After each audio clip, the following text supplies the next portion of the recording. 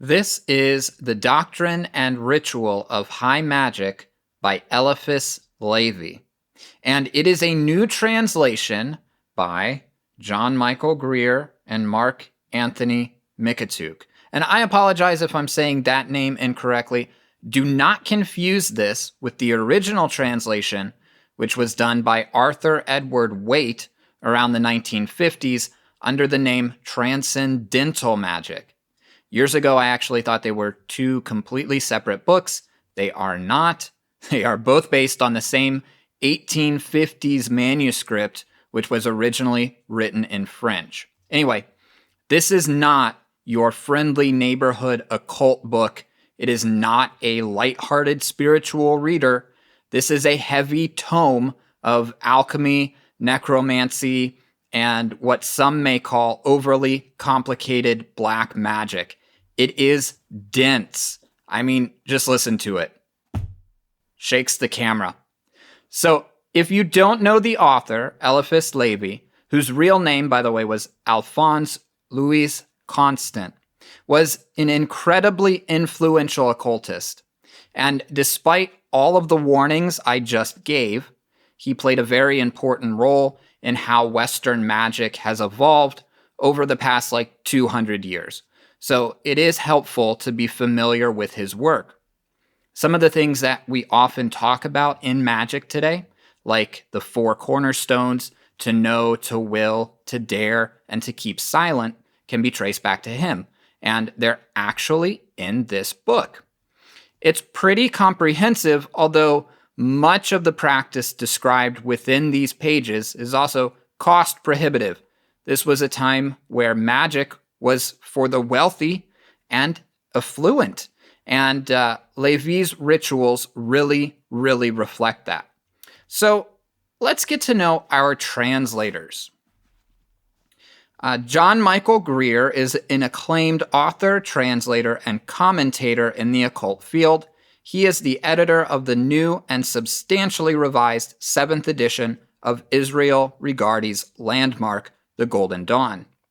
Mark Anthony Mickatuk, currently a resident of France, has extensive experience as a translator and has also taught English to Francophone students.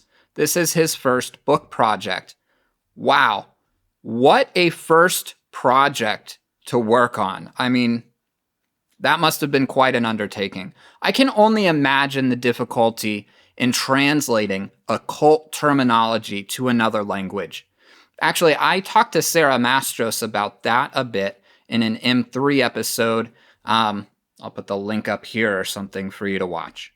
Okay, let's crack the book. So, in the contents, we have a general introduction and a translator's note. We will come back to that in just a minute. This is a big book. There are many chapters. However, to keep this brief, I'm not going to read you every chapter name, but suffice it to say there's a lot, and the topics range from alchemy to black magic, rituals, the tools of the magician, necromancy, etc., etc. So we get to this general introduction here, and what this does is set the tone for who Eliphas Levi was and what was going on in the world and in magical traditions when he was alive. And this is actually an important bit of history and is significant in understanding the context of this book. Now, obviously, there's not a single book in existence that has all of the answers, although this one does try. But coming from a modern perspective, someone might easily dismiss much of the information here. However, when considered within the context of when it was written, we can help better understand how to apply the knowledge today.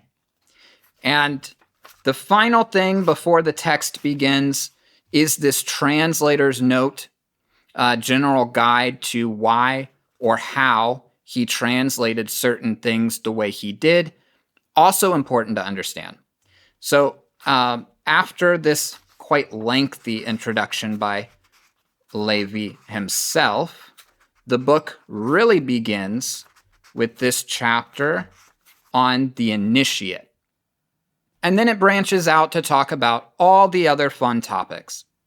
There's a lot of Hebrew in this book, and also lots of interesting illustrations, such as this classic picture of Baphomet here, and this symbol that a lot of other people have tried to recreate or manipulate. Now, overall, I do think it's a book that people should read once, or at least be vaguely familiar with.